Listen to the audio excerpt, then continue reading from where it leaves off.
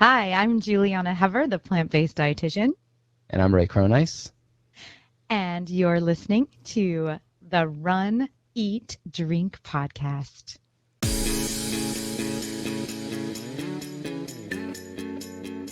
Welcome to the Run, Eat, Drink podcast. We feature destination races from across the country. And after the race, we take you on a tour of the best local food and beverage to celebrate.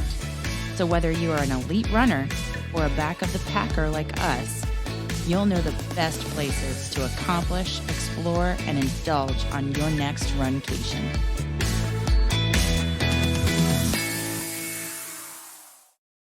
Hey, welcome to episode 109 of the Run, Eat, Drink podcast. I'm your host, Amy. And I'm your co-host, Dana. Welcome to this jam-packed and awesome episode. We have so much to bring to you guys this week. It's going to be a great and slightly oversized episode. I would say it would be perfect for a long run. Yes.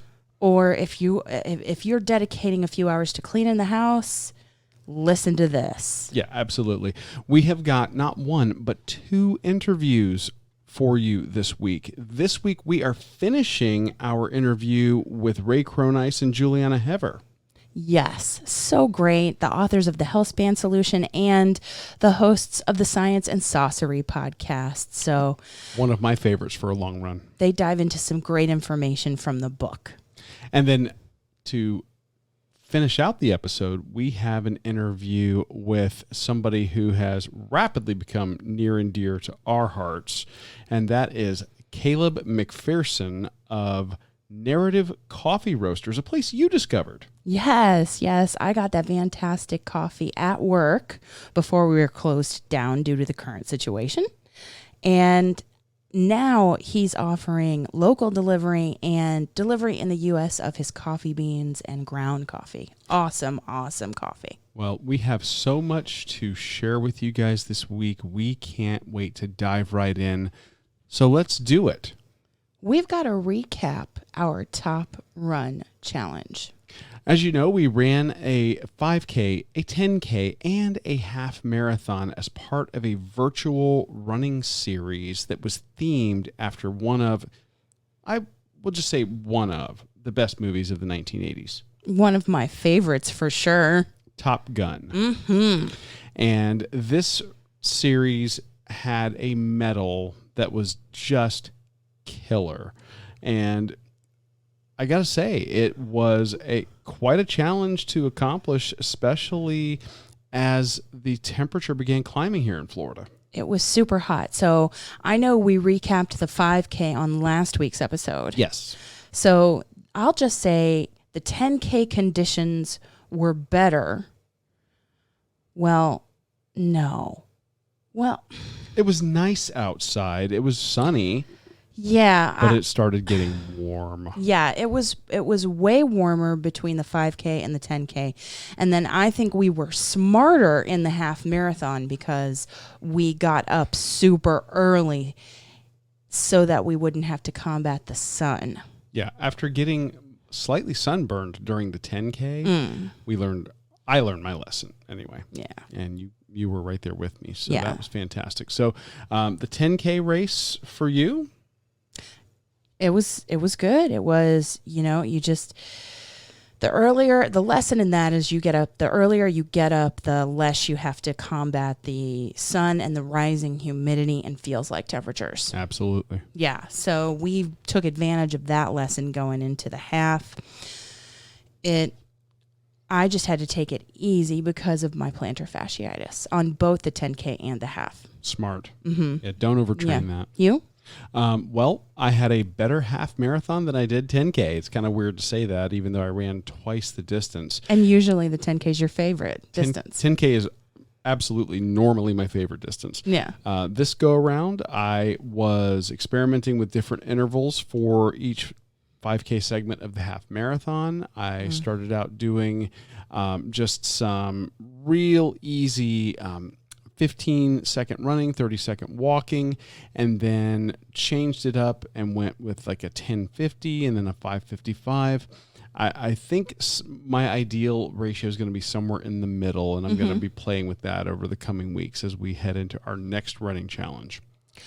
My half marathon kind of strategy was to take it easy because of my feet and to walk a majority of it. But then it's so hard if you love running and you want to keep up your training. I just wanted to do a little bit of interval work right there at the end, just to see if the pacing would be there on tired legs. And it was, so that makes me happy, but I want to be really conservative because I don't want to aggravate any issues. I don't blame you one bit.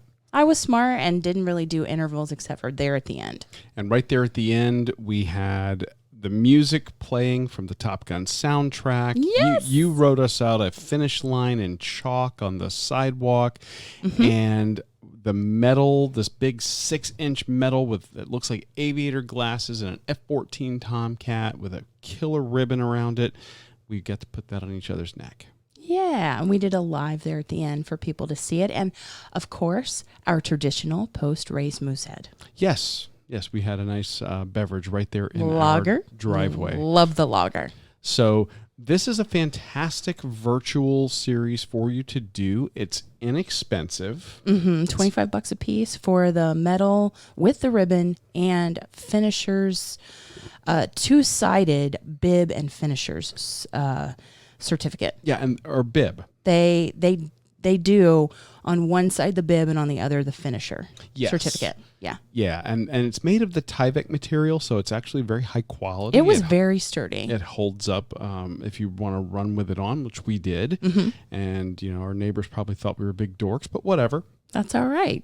And it was just an absolute blast to do it in the neighborhood. So I would ask, if you're looking for a virtual with a pretty awesome piece of bling and some other memorabilia, would you say this is one people should do? Highly recommend. Awesome. And it's still going on through the end of the month as long as they don't run out of bibs and medals. So we're going to link to that in the show notes. Yep.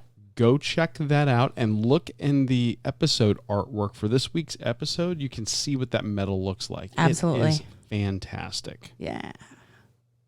So now it's time to get into the eating portion of this week's episode, and we want to dive right into that because it's a pretty extended interview with Ray and Julieanna. And we've talked about them before, hosts of the Science and Saucery podcast, but this part of the interview really gets into the Healthspan Solution and what it has to offer for anybody looking to improve their health, weight loss, just no nonsense, fabulous interview chock full of helpful information. So without further ado, we bring you the second part of our interview with Ray Cronise and Julieanna Hever, authors of the Healthspan Solution. So, Julieanna, can you kind of define that for us and talk a little bit about that for people who may not be familiar with that terminology?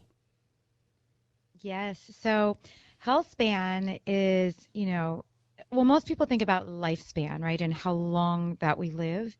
And healthspan is how well we live. So it's not about living longer, it's about living longer. So adding more life to your years. Not most people don't want to live to be very old if they're debilitated or sick and not able to enjoy with vitality and do what they love to do. And so the goal is to increase quality of life for the rest of your life. And with the research going in the direction that it is, in terms of pharmacological and gene therapies, pushing lifespan to potentially be much longer, or at least it looks like a lot of potential there. We want to talk about, what can we do to reduce our risk for age-related chronic diseases? How do we stay vital and healthy? And all the evidence seems to point to eating a diet of vegetables, fruits, whole grains, legumes, mushrooms, nuts, seeds, herbs, and spices. And I mean, it sounds so crazy and because it's so simple, and yet that's all these different angles all pointed in this direction. And that's me and Ray came to that in a slightly different way, but together that message is so synergistic, and it's so empowering because we tell our clients, you're not broken, it's the food, and this is the way that we can have control over our future. You know, we can't, change our genes, but the research on epigenetics show that your diet and lifestyle have way more impact on whether or not those genes are expressed or suppressed. And so it's quite empowering if you think about it, that we really do have some control, and it all happens at the end of your fork. Can I get you to expand a little bit on that notion that you're not broken? I think that's probably one of the most powerful messages that you guys have been saying in your podcast, so much so that almost 2 years later, as I'm listening to episodes and I'm on my runs, I mean, I get emotional. I'm emotional now thinking about that, because for the longest time you hear you need to have more willpower. You need to be more motivated. You need to work harder. And nobody addresses the evolutionary aspect of how people are designed, and how we haven't adapted to what the current situation and for the majority of the Western civilization with plentiful food. Yeah.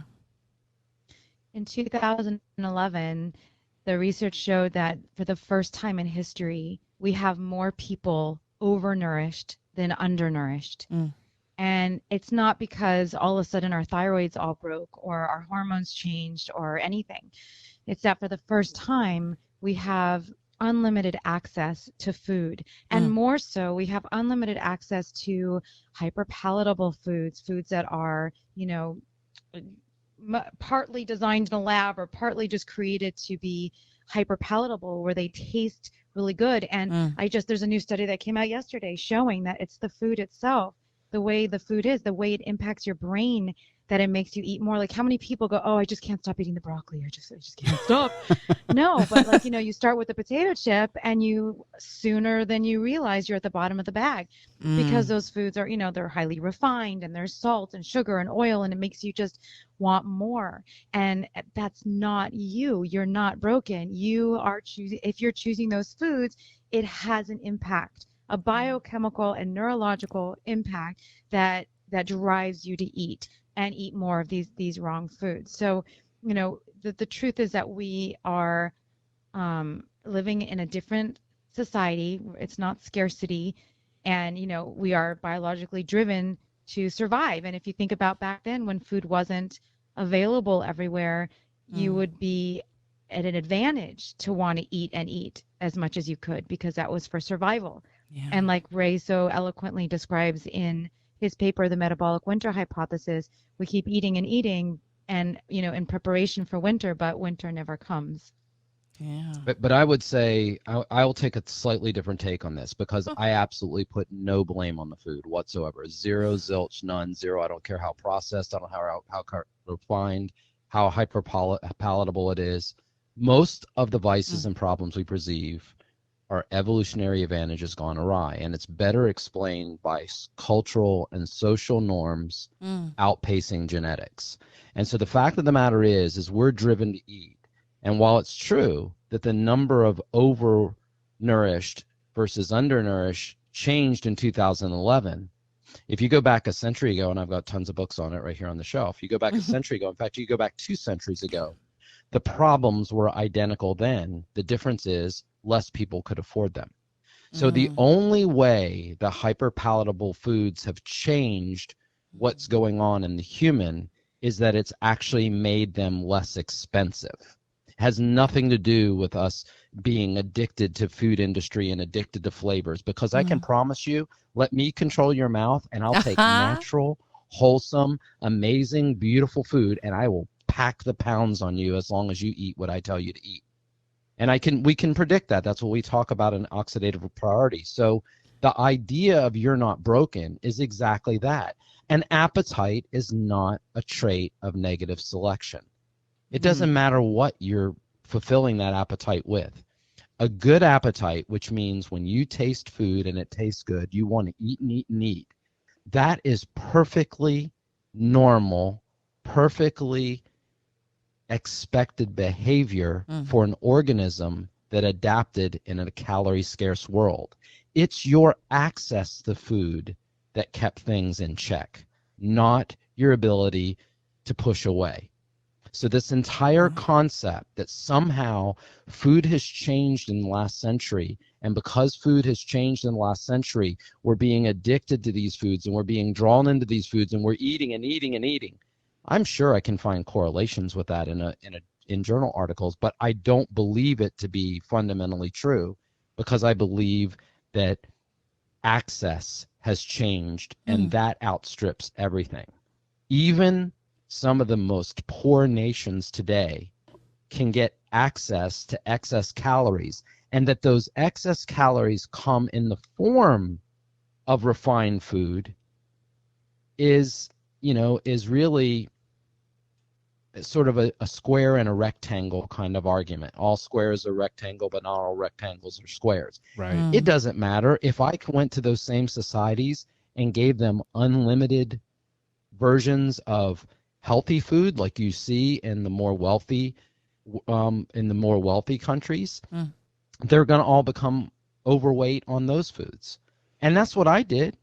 I became overweight eating mostly whole cooked food. I mean, yes, I did go to fast food stuff, but I was also eating sushi, tons of sushi, because I had an expense count, and I was taking people out for amazing fogo de chao, where they come by with little slips of meat everywhere and a huge salad bar to die for. And I ate vegetables the whole time. My whole family, I grew up on a produce farm for the first half of my life, and the last half of my life I had a cattle farm. And so, and I hunted, and I became overweight eating healthy, whole, grass-fed food. And it didn't matter. I ate too much of it. Why? Because I had access to it. Why not eat a little bit more? That was, and the idea that willpower. So what happens when you institute a whole food plant-based diet? And this is where the intersection with the refined food, especially the vegan junk food, this is where this matters, is that when you're eating a whole food plant-based diet, that list that Julieanna gave early of vegetables, fruits, whole grains, legumes, mushrooms, nuts, seeds, herbs, and spices, what ends up happening is that it naturally has higher volume, and it naturally is more filling, and it's naturally harder to overeat that diet in terms of gaining weight. Now, losing weight is something completely different. Losing weight and not gaining have really no physiological underpinning that is the same. And until you separate those two things, until you separate those two ideas, there's plenty of people out there that aren't losing, but they're also not gaining. I can't tell you how many clients that come to us, the women, they tend to be between 160 and 190. And 5'4" to 5'5". That's what they all tend to be. And every single one of them, if you ask them, well, are you gaining weight? Well, no, yeah, I guess I am. And I said, well, how long have you been at this weight? Oh, I don't know, the last 5 or 6 or 7 years. So they've been fine at 180, but they can't get down to 120 and be fine there. And the question is why? And that has to do with the fact that their access to food takes them to that level, and that at some level they just stop. They just push back. And for our thin friends, they're not genetically superior. They just start pushing back earlier. And once you don't see yourself as broken, once you say these are normal expected behaviors, and you say, okay, if this is my normal expected behavior, why not take some precautions so that when I get out, outside the lines a little bit, it's not going to be a difficulty. I mean, everybody puts a helmet on when they're riding a bike, not because they plan to have a bike accident, but because they want to make sure that if they do, they don't have a catastrophic event. Sure. But I also like in the books, as I read, I just really resonated with, and I think it's just my long history with failing at dieting, that the more we count, the worse our health. And I kind of wanted to hear more of your thoughts about that. Yes. So it's so interesting because we've become really good counters, and we've got really good tech now, like all these apps where you can input what you eat, and you can take a picture and an estimate. There's like so many things now.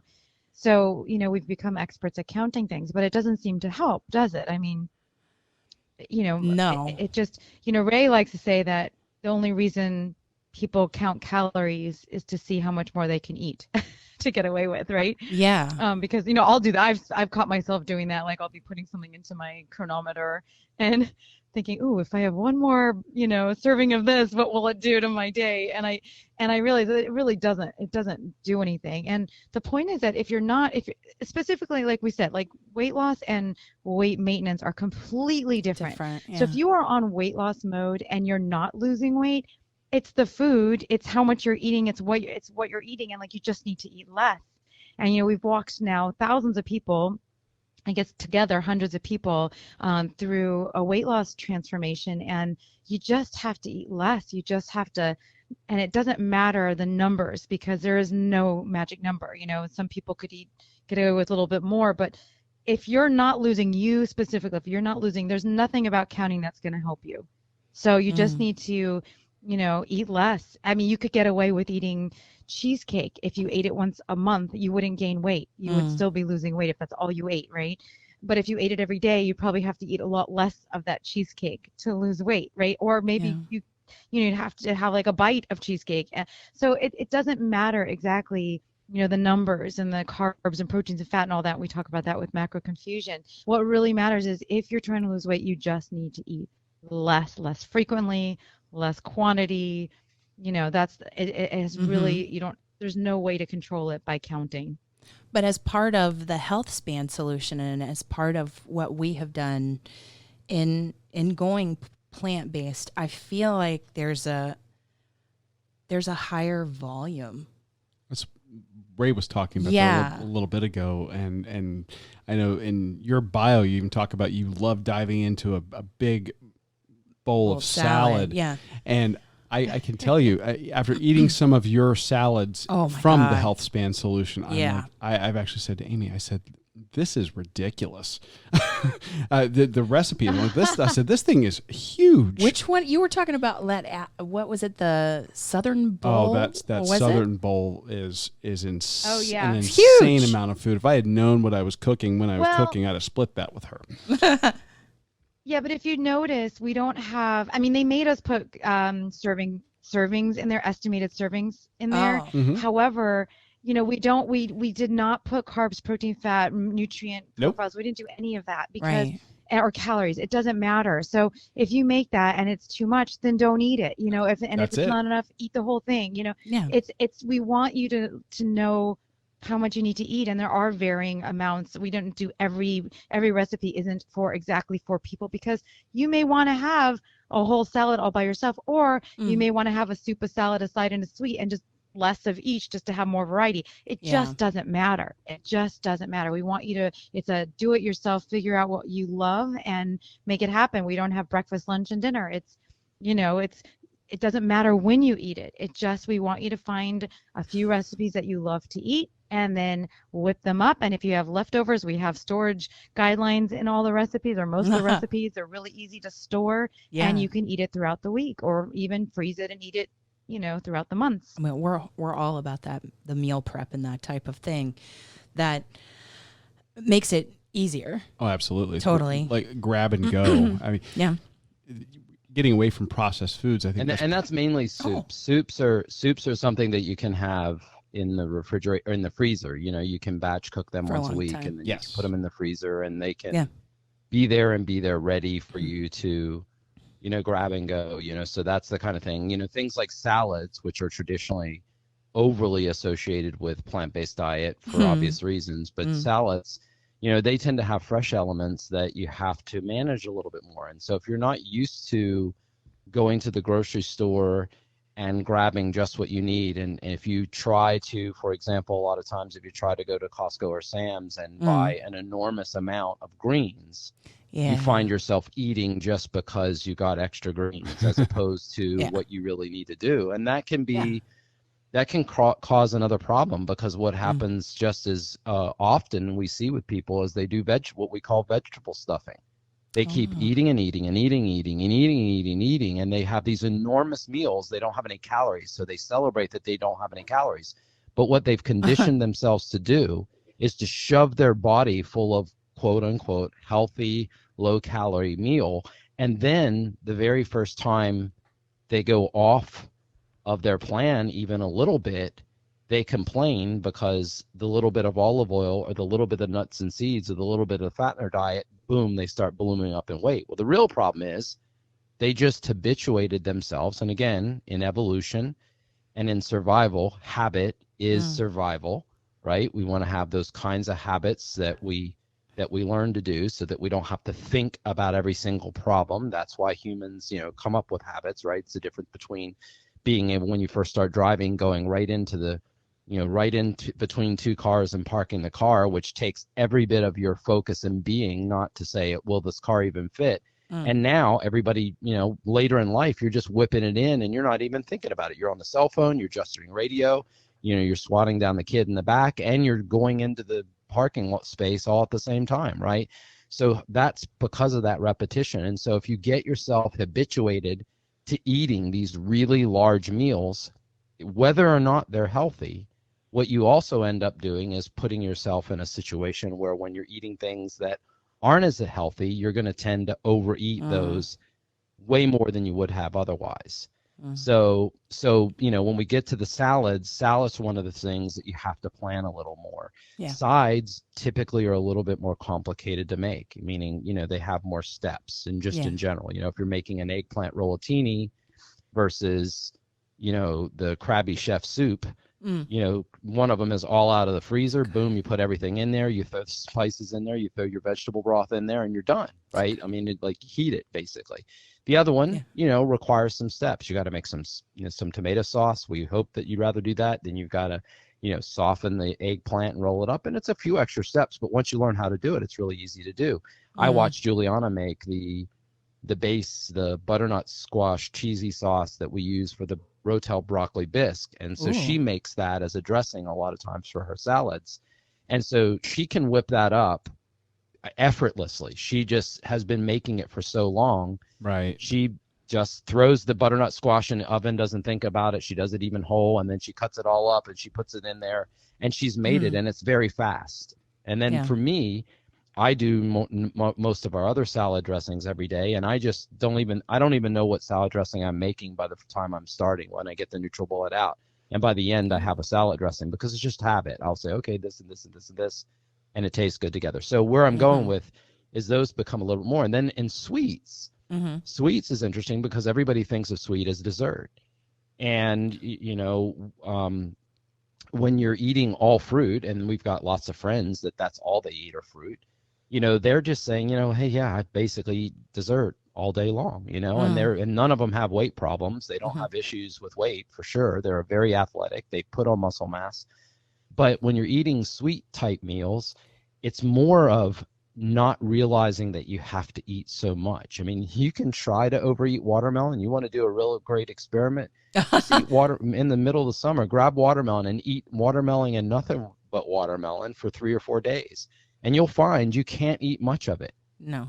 It's really hard to eat 500 calories of watermelon. That's like a lot of watermelon. It is a lot of watermelon. What ends up happening is that when you're eating fruit, you're probably eating all day long, and you're eating mangoes, and you're eating bananas, and you're eating watermelon, you're eating all this stuff. And so a lot of people aren't successful in fruit kinds of diets because they just simply don't eat enough. You just have to eat a lot more. So in each section of the book, we cover a different sort of element. And once you learn it, it becomes second nature. It's just like the stuff you're habitually doing right now. Yeah. Well, we are loving cooking our way. The book lays down a lot of your science and research and explanation of the plan, and then gives 100 recipes in the book covering those categories. And so we're loving cooking our way through it right now. It's been fantastic so far. One last major concept I was hoping we could touch on. You talk about, both in the book and on your podcast, the food triangle. Science and Saucery. Yes, Science and Saucery. Yes. You should subscribe, folks.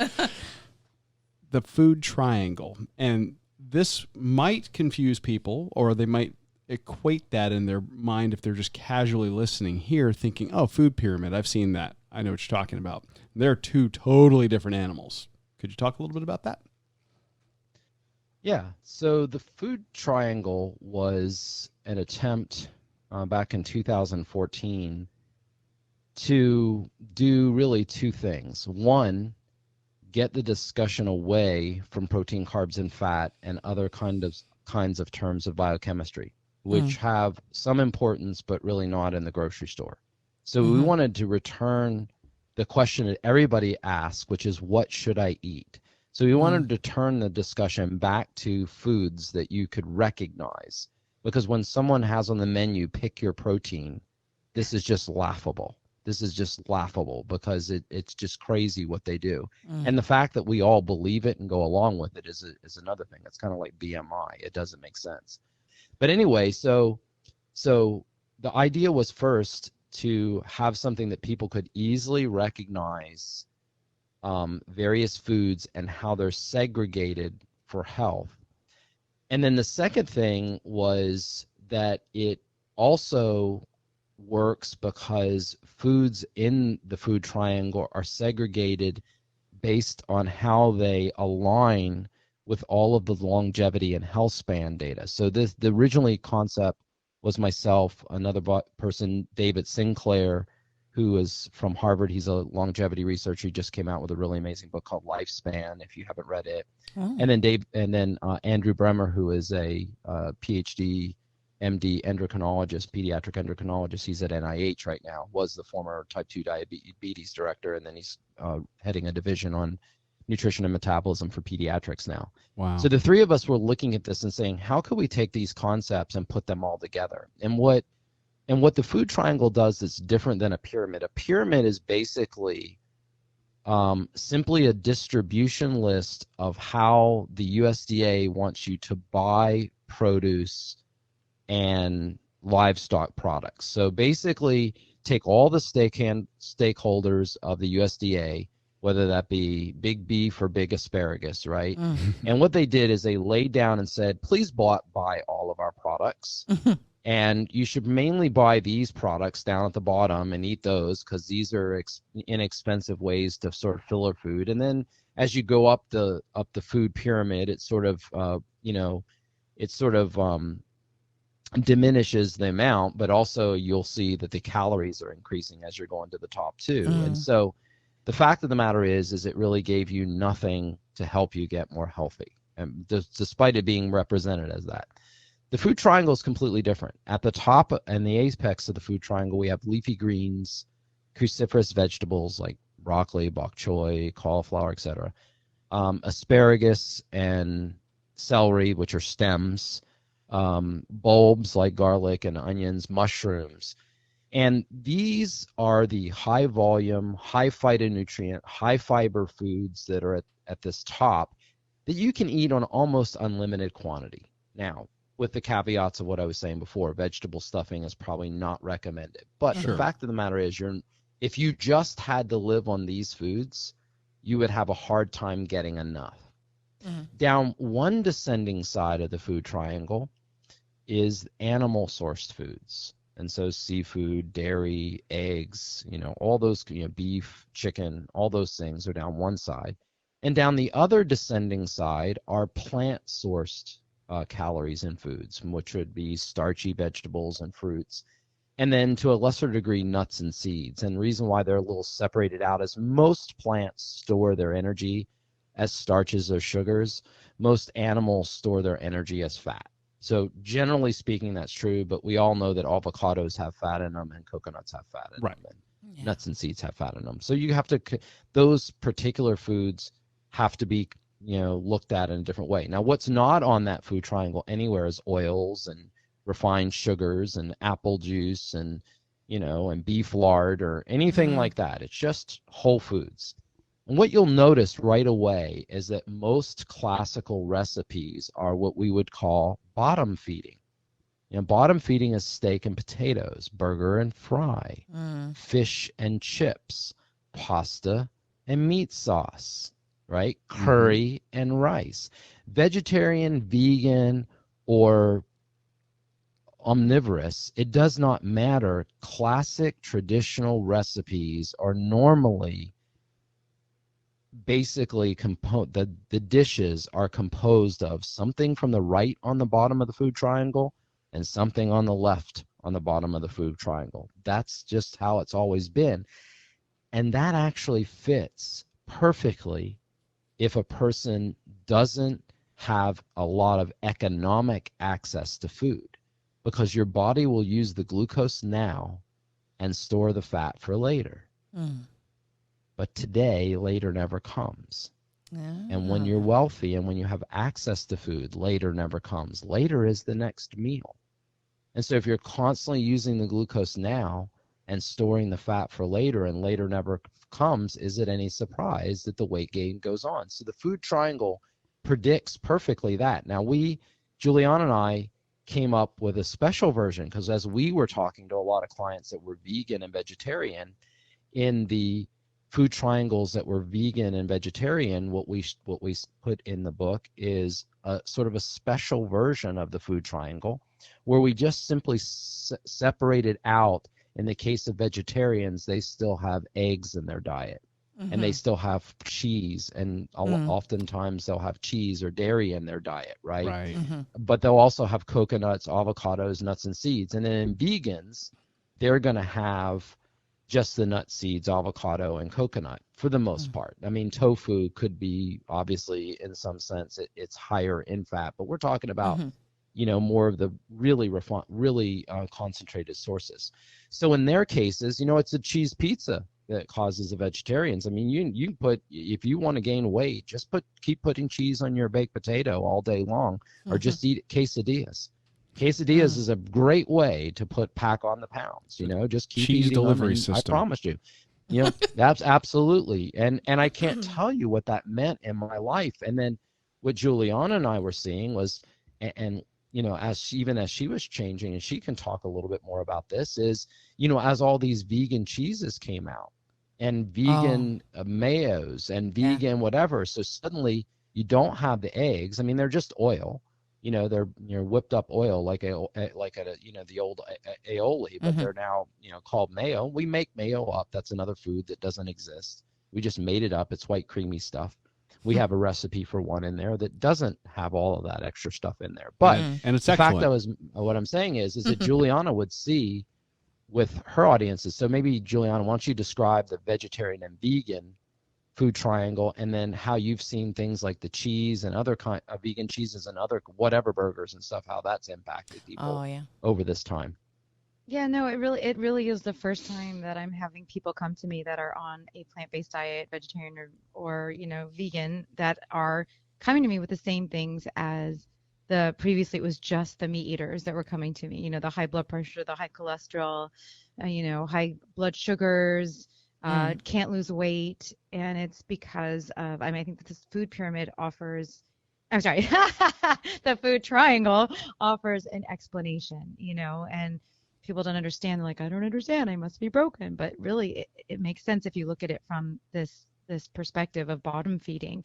Very, very easy to do now, because you simply just swap in a vegan version of fried fish or vegan chicken patty, or it's basically very similar. And a lot of these things are touting themselves as similar to the animal version of it, whereas that's what we would look at as a disadvantage, because yes, you may get that same texture, flavor, whatever profile, but you're also going to have the same implied health risks, the adverse effects of eating those foods. So it's quite interesting, thinking about the other benefits of people choosing those vegan products.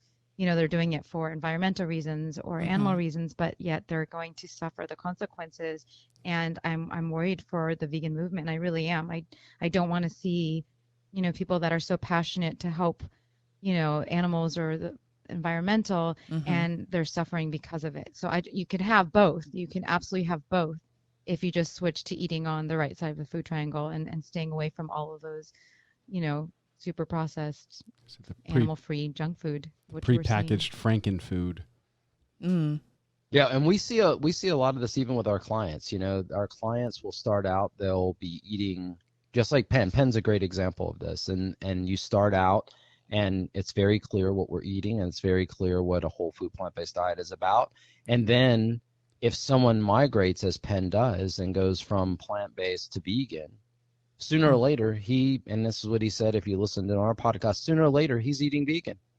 He's lost the mission completely of what he was trying to do, and he just starts off eating all of this vegan junk food, which the food industry will openly cater to, just like you talked about the physicians catering to pills, powders, screenings, and procedures, and needles in the side of your penis. Whatever you want, they'll happily do that, and they're not wrong for doing that. They're not this idea to blame the food industry or blame the food the medical industry for your problems. I mean, look, you have 100% control of what you put in your mouth. Don't ever blame a package, a label. Don't ever blame any other human being for why you decided to swallow it. I mean, you've got lots of other orifices in your body, and no one tells you what to put in those either, right? It's your responsibility. It is you as a person get to say what goes into every orifice of your body, including your ears. If you don't like it, don't tell me to make it illegal or censor it. Just don't listen to it. Right. I mean, there's lots of people that find Penn offensive, but look at how many people Penn has helped just with, going public with this, and in a way, look, a lot of people would read that book and say, oh my gosh, like it's crazy. He's talking about swing clubs and all kinds of other stuff, crazy stuff, right? But that's Penn. And those of us who like Penn know exactly. And he's a very, very thoughtful person. He thinks of this stuff really deeply. It's not just, out there just to be provocative and for only that reason, right? He does it with a whole nother reason. And so my point is that this is something one can do. This is anyone listening, this is the only thing that is 100% within your control, or it's one of the main things that is. You get to say, and you don't have, no one else has to accept your diet. We say this in the book very clearly. Your diet doesn't have to become their diet. You don't have to change everybody in the house. Sure. You don't have to have the support group. You don't have to involve anybody.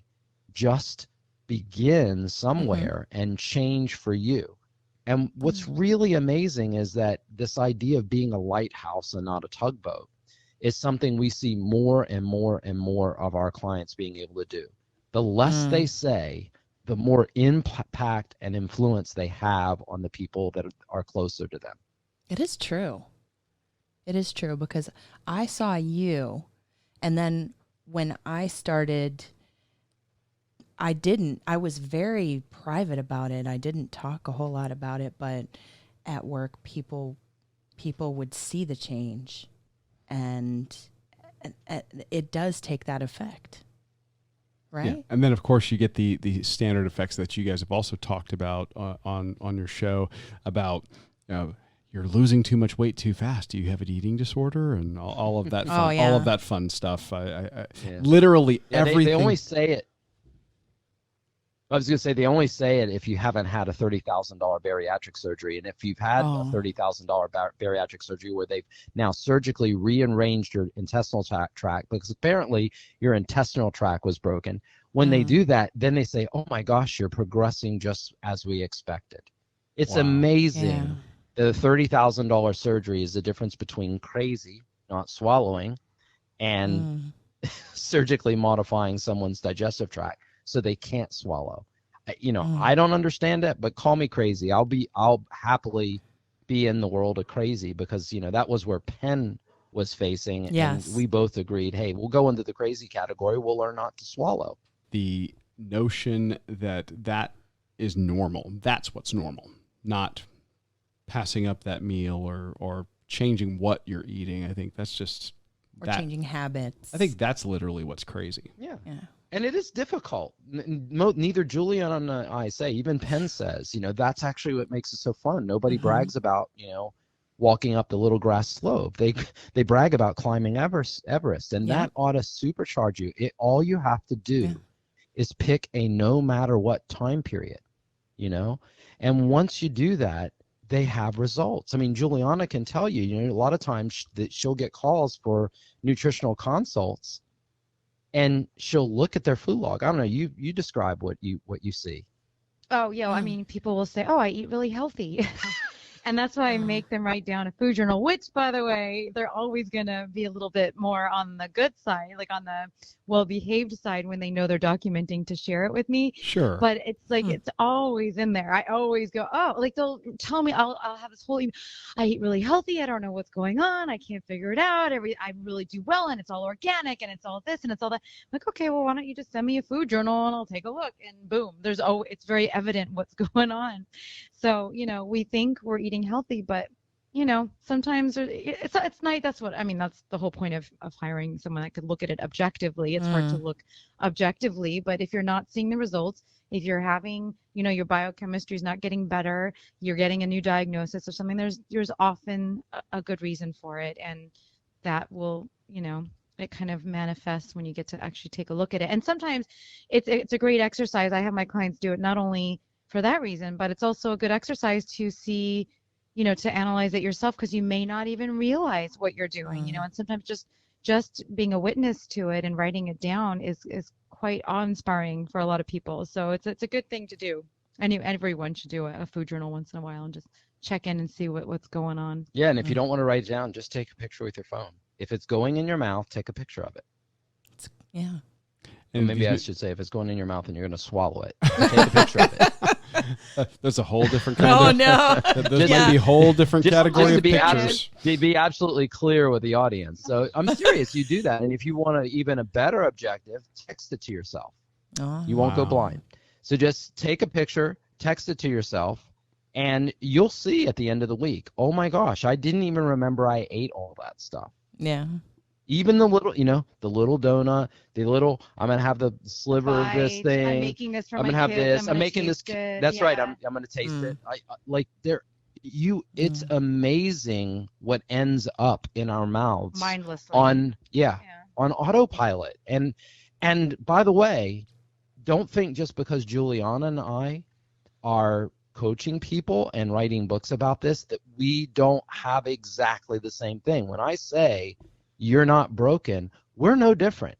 If either one of us want to lose weight, it is just as much of a monumental activity for us to do it, maybe even more difficult because the two of us can't coach one another because we're too close, right? Yeah. So the, you know, it's like, you know, I want to be on. Well, I don't want to be on right now, right? And remember, it is our partners, our friends, our families who unintentionally sabotage us because it isn't convenient. The amount of energy you're carrying around, people that are out there listening, the amount of energy that you're carrying around if you want to lose weight is going to dispose of that excess money, to dispose of that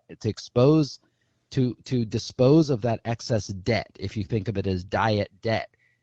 It means you can't go to a movie or restaurant for a while. It means that you can't go do these kinds of things like spending. You have to stop spending. It means you have to take that time off.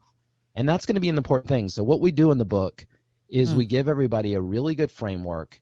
There's not a single recipe in there that you can't eat at any time of the day.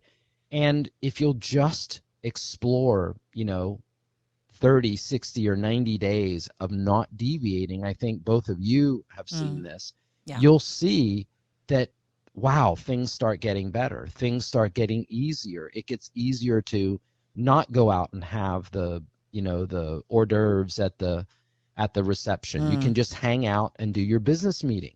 You know, Penn saw this as a real advantage. He was negotiating during his diet, and it used to be that he would be so engorged with food and eating and all the stuff, and he wanted to run the bill up as high as he possibly could. It was just one of his things when other people were buying food. And he didn't drink like most people do. They run up the alcohol bill, right? But he didn't drink, so if they got drunk, he would have the advantage negotiating. Well, he found out that he had the advantage when he wasn't eating too, because these people are just they were on expense, and they were you know, eating and just in this, you know, in this high from eating all this food, and he was just sitting there calm, you know, sipping on a seltzer water. And so you'll find that even all of the other things that we typically do around food, that you can still do those things with people and not eat. Yeah. Takes that social component out of it and makes it about what food really is all about, which is nourishing yourself and building that basis for that ability to flourish, like you were talking about. Yeah. I can't thank the both of you enough for, first of all, for taking the time to talk to us on the show and to kind of expose our Runcation Nation, if you will, to a little bit of behind the scenes, behind our story. Yeah, the two of you really have been such an amazing influence on me and on Amy, and helping me to get on my own personal journey to increase my health span, because I was certainly too young for what I was heading for, and I can't thank you enough. And that's a personal thank you from the bottom of my heart. Well, for me too, because thank you so much. So good to hear that. Yeah, we're so happy for you, and we're grateful for the opportunity to talk to you guys. So thank you.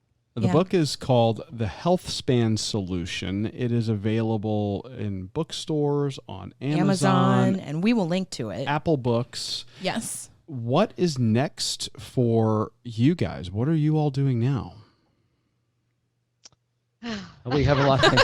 So the next thing for us is that we are expanding what we're doing in terms of our coaching. So we're creating tools that help us be able to help more people without in any way jeopardizing the experience. And we're also, as I mentioned earlier, we're going to be having, we'll put this out, if you sign up at healthspansolution.com for the emails, you will be able to, you'll hear from us when we're doing this, but basically, and also listen to our podcast, Science and Saucery. We'll announce things on there, but hopefully in the next 45 to 60 days, we'll announce a sort of a transformation program that's around 6 weeks long, and it'll be something everybody can do. And it's a solo journey adventure, a venture that we just have you, sort of reflect on food and reflect in sort of a different way about food. But we take you through all these amazing, delicious recipes that are in the Healthspan Solution.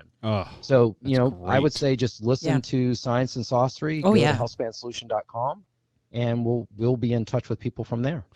Fantastic. Well, we will link to the Science and Saucery podcast. It is absolutely one of my favorites to listen to on my short runs, and absolutely going to link to the healthspansolution.com so our listeners can get more of Julieanna and Ray as they help them add life to their years. And if I could get you guys maybe to close out our show with how you close your show out and tell people to remember. Aww. Yeah. We can. Go for it. Absolutely.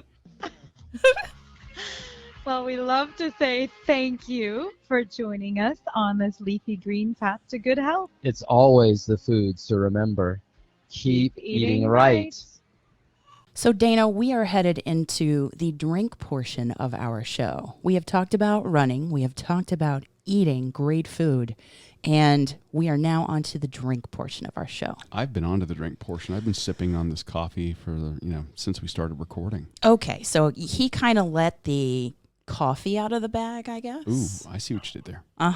So we, being a travel podcast, normally we like to feature drinks from wherever we complete our races. We completed a virtual race here in town, the Top Run Challenge this week.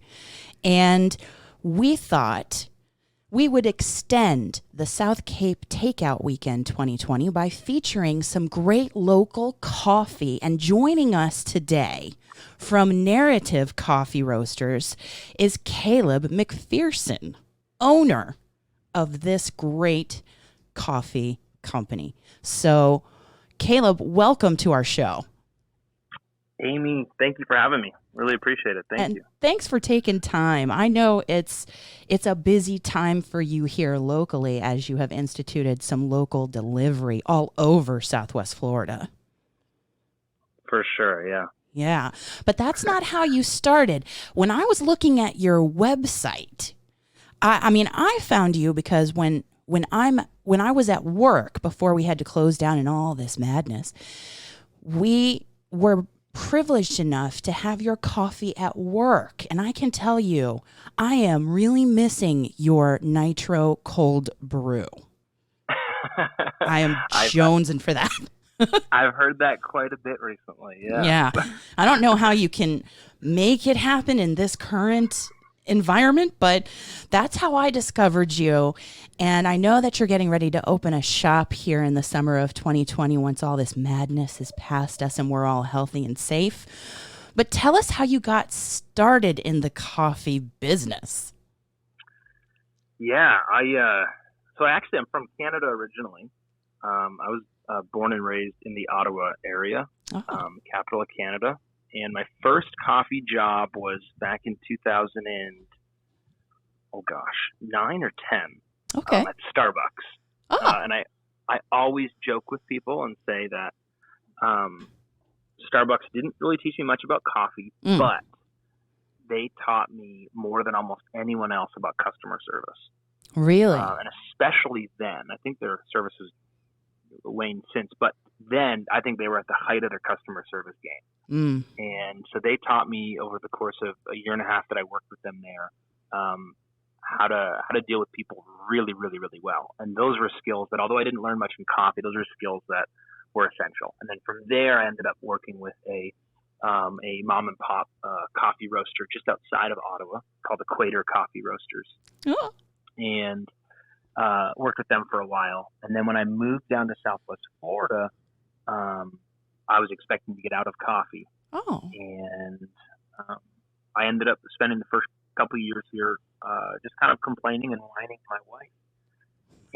And being the great, amazing wife she is, she finally just told me one day, look, I'm tired of hearing you gripe about this. So either do something or shut up. She motivated you to do it, to get back to coffee. Yeah, and I didn't think she was serious. I thought she kind of was just, talking out her butt. And so I kind of pushed the envelope a little bit and asked to pull money out of savings, and she agreed with it. And so, so that was back in 2016 now. The fall of 2016, I believe it was, we purchased a little tiny sample roaster. And we started roasting coffee in our apartment at first. But now wait, did I not read on your website, narrativecoffeeroasters.com, by the way, did I not read in your story that you started in a popcorn machine? Okay. Brewing? Yeah, I could really geek out with you. Yeah, so we actually got, you know those old school whirly popcorn makers you put on the stove top and you spin it around, you crank it? Yeah. You put your popcorn kernels in, you crank it until it starts popping. Yeah. So without peeking too hard here, I actually drilled a hole in the top and I rigged a thermocoupler into the popcorn maker so I could check the ambient temperature. And then I also rigged an adjustable speed fan to try and simulate some kind of airflow. Give it convection, right? Yes, exactly. So coffee is roasted using conductive and convective energy, a combination of the two. Most coffee, I should say. And I tried to simulate that in the apartment. I did that for a couple months, smoked out our apartment every single time. Oh, no.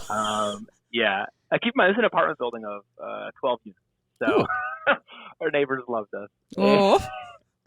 And then finally, we had multiple points as a company where it was kind of like this. We looked at each other and realized we have to take a jump. There's got to be a significant jump made. And so I would say our first jump was my wife allowing me to take a few $1,000s to buy a sample roaster. Nice. And so, yeah, and so we definitely started on the little popcorn, whirly popcorn maker, and it was fun. It was super inconsistent, but it was fun, and it was a learning experience. And then from there, we got a sample roaster, which roasts 350 grams of green coffee at a time. So it comes out to about 10 ounces of roasted coffee. And so we started with that as the business, as Narrative Coffee Roasters. And we eventually moved it to our garage. We roasted in our garage for a while. And we amassed a couple of wholesale partners, which was hysterical, to roast production coffee on a sample roaster. It was a lot of late nights. 10-hour roast sessions just to get a couple 5-pound bags. Yeah. And then we reached kind of that point again where it was look at each other and realize, okay, we got to make another jump. We want to do this. And so that's when we secured the roaster that we're using now. And we got our own space. And so you have your own space. You're going to open your own shop shortly, but you have been partnering with retail and doing wholesale to this point. Is that right? Yeah, our business has been predominantly business to business up until this whole crisis we're all going through.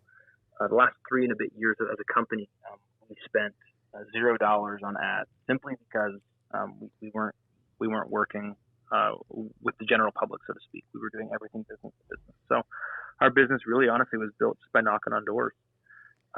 Word of mouth. Yeah, just knocking on doors, introducing ourselves, dropping off samples, kind of being a pest, knocking on the same door again and again and again and again, and hearing a lot of no's and hearing a handful of yeses, and that's how the business is really built. Keeping after it, but people can also book you to come serve coffee at events as well. Yeah, so it's kind of all unfolded. I summed up a couple of years in 45 seconds or so. But, yeah, so I worked a lot of jobs while we first started. That was another jump we had to make, was quitting my day job to finally do this full time. But I worked for a company called DBI. They were basically contracted by the state to maintain different roadways. So one of the roadways was I-75. And after Irma hit, I was doing cleanup on I-75 with this company, and I remember going, goodness, like, I wish someone would just roll up a coffee cart and serve some good coffee, because I am so tired of what I can get right now. And we were working really long days cleaning up the roadways, and now kind of was the inception of the coffee cart idea. And so thankfully my business partner at the time said, that's a great idea, but how are we going to monetize it in the times we don't have a hurricane? Yeah. And so that's where we started kind of getting into events and weddings and all kinds of stuff with the coffee cart. But you also now you have whole bean and you have ground coffee in bags that you will ship anywhere. Anywhere in the United States. Yeah, in the United States. Yeah, absolutely. And this is only a recent adaptation, just to be clear. Up until the COVID-19 issue, you were solely business to business. Now you've pivoted. We did have we had a very, very, very small portion of retail online. We basically opened an online store going, we know we need to do this. I am not a very techie person. I'll admit that right up front. And so it was something where I've always said, we'll open it, we'll put it up there, and then when I have the time or someone with the expertise to come alongside and help me really do this well, we'll really focus on it then. But until then, I know people. I'm good with people. I can handle that, and I'll play to my strength. And so we did. I mean, for an example, I think in last year in 2019, we did maybe in the whole year, maybe $2,000 of sales online, maybe. So it was not a focus of ours at all. But with this recent crisis going on, it has definitely become much more of a focus. Yeah. So, and the reason that I bring that up is, yes, we have our Runcation Nation is across this nation and not just locally. So I want to make sure that they know that they can get your coffee on your website, have it shipped to them in the United States. But tell us, you said you know people and you can get the techie side done, but you have the passion and the knowledge of coffee. And tell us about your coffees. Yeah, so all of our coffee is seasonally selected. So we are people. When you get like the business side, I'll get in a business meeting with someone, and they'll always ask, like, what's your competitive advantage? Like, what sets you apart? And I always tell people, like, it's really, really, really, really simple. Like, we don't do anything fancy, nothing crazy. We just buy a better product. That really, I've always told people, you can't make a crappy green bean like coffee taste good. Mm. No, you just cannot. can't. And You have to start with the right product. Yeah. So our thing is very, very simple. We just pay a premium for coffee, and in reality, like any other business, that premium is passed down to customers who are willing to pay it because they see the value. So what sets our coffee apart really just is the fact that we just buy better coffee than most others. Not all. There's companies that buy way better coffee than us, but for the most part, we buy better coffee.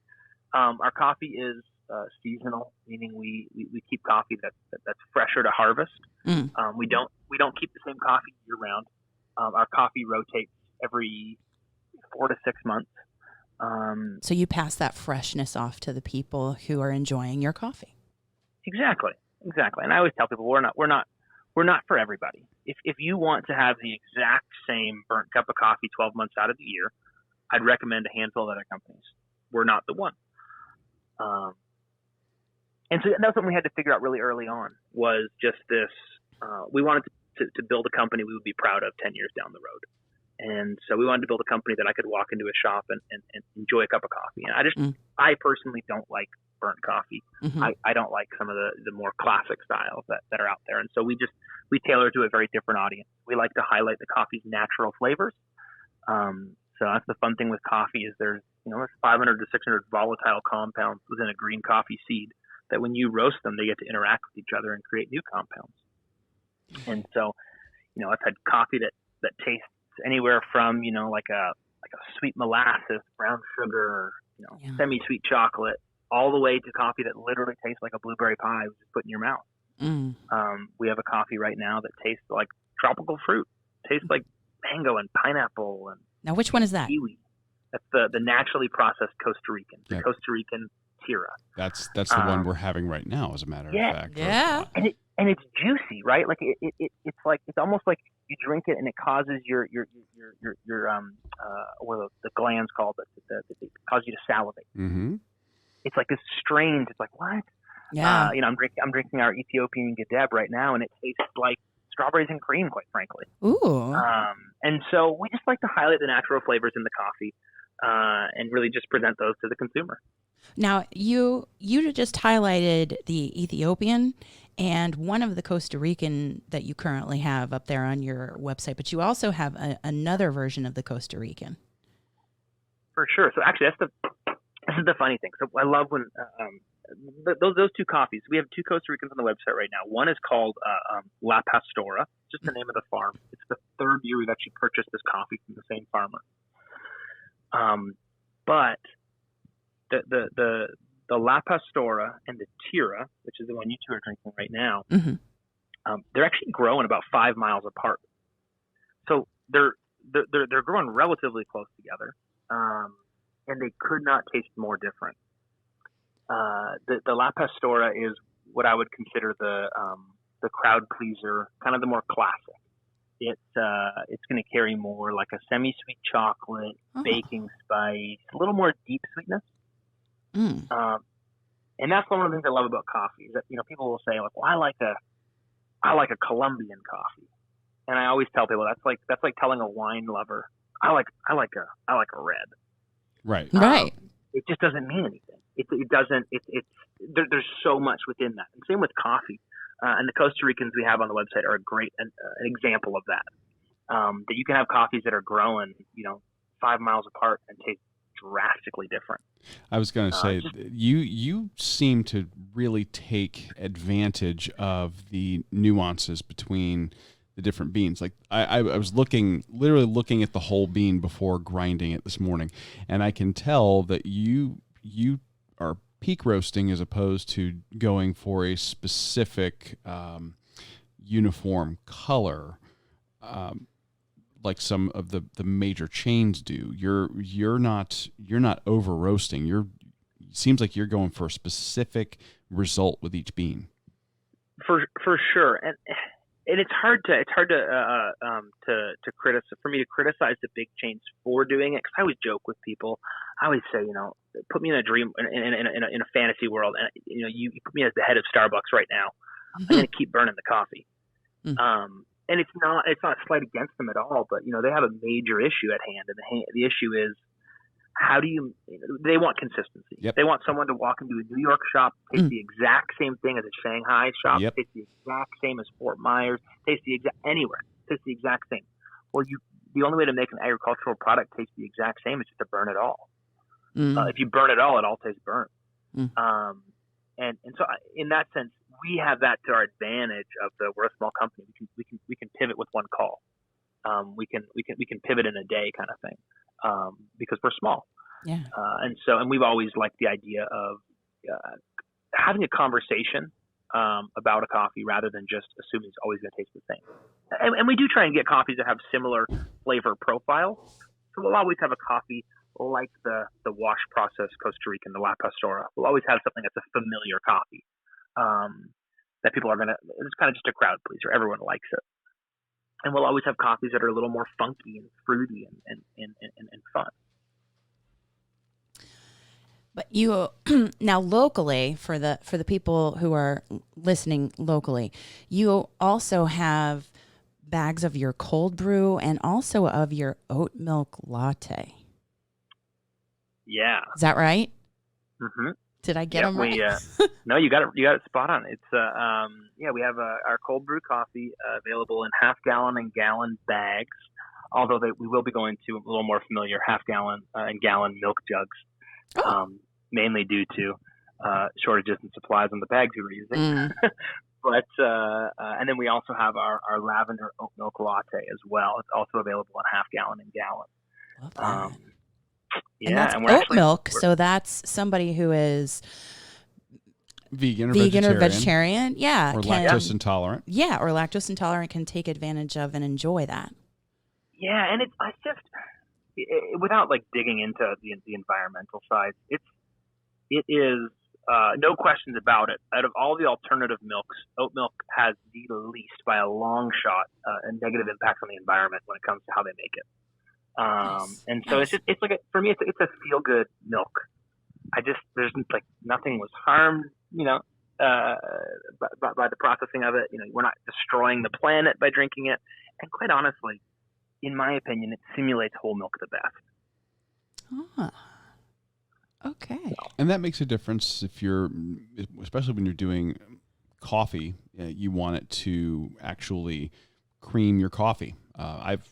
I've tried using some of the other plant-based milks in coffee, and you just don't get a great result. For sure. Yeah, I find almond milk is a little. It's thin when you put it in, and then when you steam it, it just kind of tastes like burnt nuts. And so oat milk, I find, has a nicer balance. It definitely tastes oaty. There's no question about it. But when you steam it, as long as you don't steam it too high in temperature, it maintains a nice thickness that kind of resembles a whole milk, better than most other alternatives. And I'll be curious to try that with the lavender simple syrup. That sounds pretty interesting. And I felt like it was just a good spring drink. We actually, so one of our things we've always wanted to do in the shop when we launch is to do seasonal menus. And so we've done them on the cart before, where we have a seasonal drink that's in for winter or for spring or for summer. And so we were going to hold off on this one, but I was like, you know what? We need to figure out a way to give people a spring drink now, because I don't know a better time to want to feel like it's spring than during all this craziness. Absolutely. A time for renewal, rebirth, regeneration. That makes perfect sense. Yeah. Exactly. So your coffee is available across the United States in whole bean, or do you grind it as well? Yeah, we can grind it for people if they need. We always recommend nowadays grinders. You can get a decent grinder for such a cheap price. Inexpensive. But Yeah. I definitely always recommend people like, hey, if you're going to pay a premium for a product, you might as well enjoy it at its best. Yeah. And I would encourage people to get a grinder, but I mean, if you don't have a grinder, we'll gladly grind it for you by all means. And you do decaf as well as caffeinated coffee? Yep. Yeah, we have a wash process Colombian in right now for our decaf. Yeah. And people can find out more about your coffee and order it either across the United States in the bags or locally with the lavender oat milk latte or the cold brew, which I'm so excited about, at narrativecoffeeroasters.com. That's correct. Yeah, and if they're a Southwest Florida resident, when they go to the website, they'll see a little private portal for Southwest Florida residents to get the free delivery. But you can also jump on Instagram and Facebook and see some of the great work that you're doing and preview some of the coffee, learn a little bit more about you and your family. You know what else I like about your website that I didn't say? There's a home brew series of videos. Yeah. And is that you starring in those? That's not... Those are we pulled those out of the archives during all this crisis. So most people now are like, wait, who is that guy with the dreads? That's me. So yeah, I had dreadlocks for a decade. And you have several different videos if people want to follow direction in terms of how they're going to brew their coffee at home, right? Absolutely. Yeah, we have I think 4 or 5 videos up. Yeah. Just do a basic walkthrough of different brewing devices and how to brew at home. Nice. It's nothing. It's anything someone can just pick up and do right away. It's not super complicated. No. And it's just basically trying to help people to drink better coffee at home, especially in times like this. Yeah, it's a great way to bring the coffee shop back home when you're supposed to be staying inside and social distancing. So yeah, absolutely. When you can't get out there, then the coffee can come to you. So narrativecoffeeroasters.com and on Facebook and Instagram at Narrative Coffee Roasters. Caleb, thank you so much for taking time to talk with us on the Run Eat Drink podcast. Of course. Amy, Dana, thank you two for having me. Really appreciate it. Yeah, and thank you for what you're doing for the community, too. We saw that on your website there is a place for locals to actually donate coffee to healthcare workers. So yeah, also actually, we're gonna be finally doing our first big round next Friday to bring coffee to NCH, both their locations. Nice. That's Naples Community Hospital for the folks here outside of the area. Fantastic. Well, we thank you for what you're doing for those local healthcare workers. And we thank you for what you're doing by bringing your coffee to the community. And we hope that a lot of people will go to narrativecoffeeroasters.com and order a bag of this delicious coffee that we are enjoying with you on this little coffee chat this morning. Thank you again. Of course. Thank you. That was such a great interview, and I'll tell you why. Because you and Caleb got to geek out over coffee. I'll tell you what, he is doing some amazing stuff between so carefully selecting the right varietal of bean, the peak roasting that he's doing to bring out the best flavor in each bean that he's choosing, and the fact that he's only doing a small amount of different varieties, but doing them really well. You got to love that kind of craftsmanship. NarrativeCoffeeRoasters.com. Check them out and have some beans shipped anywhere in the U.S. Or if you're local, look at some of the coffees that he's offering for local delivery. We've already got 2 bags of the stuff for the locals, which is that oat milk latte and his cold brew coffee in our refrigerator. Locals, take advantage of that. Everybody else, get some of his whole bean, grind it yourself. You are not going to be disappointed. Awesome. And a special thank you to Caleb and Narrative Coffee Roasters. Best of luck to you in your future endeavors. Coming up next week, we're going to be bringing Disney home since we can't be there with another episode that has not 1, but 2 exciting interviews. And we need your help. We need you guys to share some Run Disney memories with us. Yes. Now we're all going through the FOMO because we can't be there for Star Wars Rival Run weekend and to complete our Kessel Run challenge. So to bookend these amazing interviews, we're asking you to share a Run Disney memory. If you want to share your memory, please leave us a 1-minute message with your name, where you're from, and your memory. You can leave it as a voicemail at 941-677-2733. That's 941-677-2733. Or you can send it in an email as a little voice recording attachment, or you can write out that memory and we'll read it at info@runeatdrink.net. That's info@runeatdrink.net. Yeah, the easiest way to do that's use the voice recording function on your mobile phone or tablet. Record the audio snippet and just email it as an attachment to us. We'd love to hear it.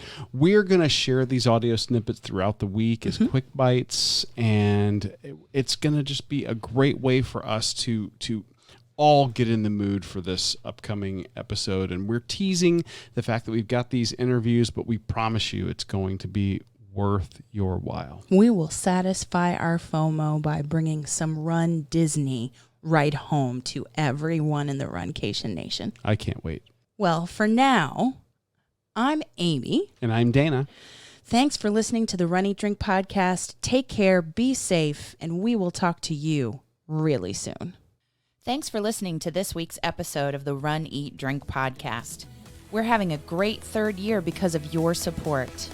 Don't forget to follow us on Facebook and Instagram at Run, Eat, Drink podcast. And on Twitter, we're at Run, Eat, Drink pod. You can also give us a call at 941-677-2733 or shoot us an email at info@runeatdrink.net. Visit our website at runeatdrink.net and click on the subscribe link so you don't miss a minute. Accomplish, explore, and indulge right along with us. We'll talk to you next time.